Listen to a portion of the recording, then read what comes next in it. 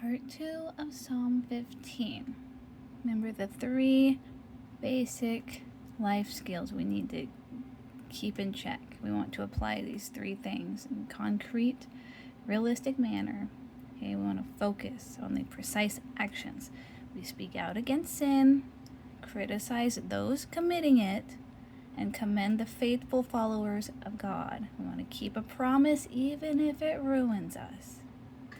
There is a simple, actionable way to apply these things. Micah 6:8. He has told you what he wants, and this is all it is: to be fair, just, merciful, and walk humbly with God. So do justly, be honest, love mercy, walk humbly with God. True safety comes from honest living, not just attending church. Now, first we learned about integrity, now we learn about honesty, righteous behavior. We need to have love, be obedient, actively stop doing evil and start doing good. We want to treat people right. The righteous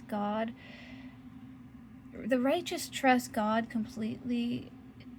Don't rely on ourselves, okay? That's what the Chaldeans did.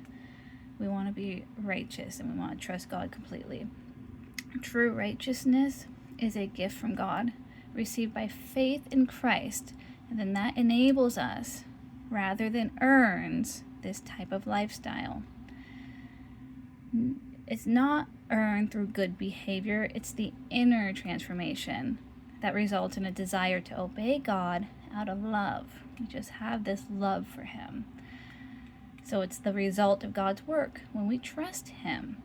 So we want to stay away from all types of unrighteousness. We want to forgive others just as God forgives us. Now, do we have that yet? Do we have that forgiveness, or do we still allow things to pop up from the past? When we have those moments where we have memories that just shame us or guilt us, whatever it may be, unforgiveness, we give it to God. Just give it to Him. Talk to Him about it. God, I hate that this keeps coming up. And let Him help you get through it. And it just keeps coming back. You keep going back to God.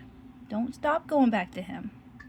There's many sins that people think are okay just because everybody's doing it. And one example I would say is David having many wives. It was clear God did not want people to have many wives, but he did it anyways. That's still sinful. The way we live shows how close we are to God. It shows the quality of our relationship. We can't be claimed to be close to Him if we keep living in a way that's wrong and sinful.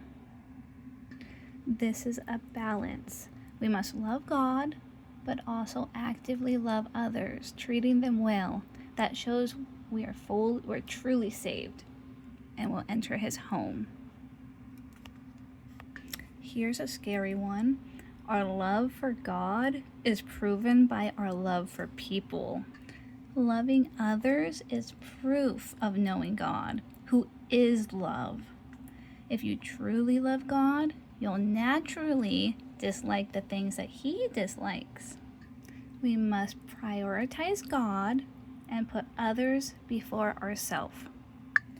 Being generous to the needy, simply offering good wishes is not enough. Faith requires physical help. Real faith is active. Genuine belief naturally produces caring actions and good works.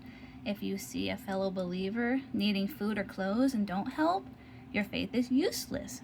Loving someone with only words while ignoring their physical needs is selfish and empty. Real faith loves with hands and feet, by stepping into a situation to make it practical, hands-on difference. Going to church does not make up for being a bad person. True faith must show in how we treat others. Now, church is a first step, but you got to accept the conviction that comes with listening. Change your ways. Have grace for those who also need to change their ways. This is where serving others comes in handy. Pray for them. That's one form of servitude. This is righteous behavior. Proverbs 8:13 says that truly respecting God means hating evil. This includes turning away from pride, bragging, mean words to hurt others, and deceiving, manipulating, and gossiping. Gossiping is going to be the next one. If you love God, you must reject attitudes that dishonor Him and hurt others. We need to reject these attitudes, okay, that dishonor God and harm the people around us. It's never too late to change. If we see any of this in us, we can just ask God to help us and fix these things, and He will. And if we mean it, we ask Him, tap us on the shoulder, remind us to read our Bibles every day. If we go to bed without reading, remind us.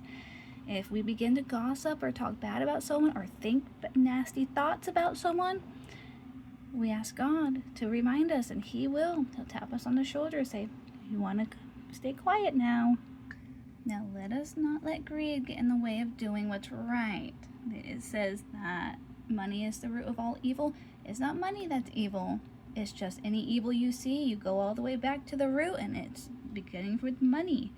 So David, he was describing the kind of person who uses their money in a good and honest way. He noticed that many people who act godly in other areas still fail to use their money to honor God or to show love and care to others.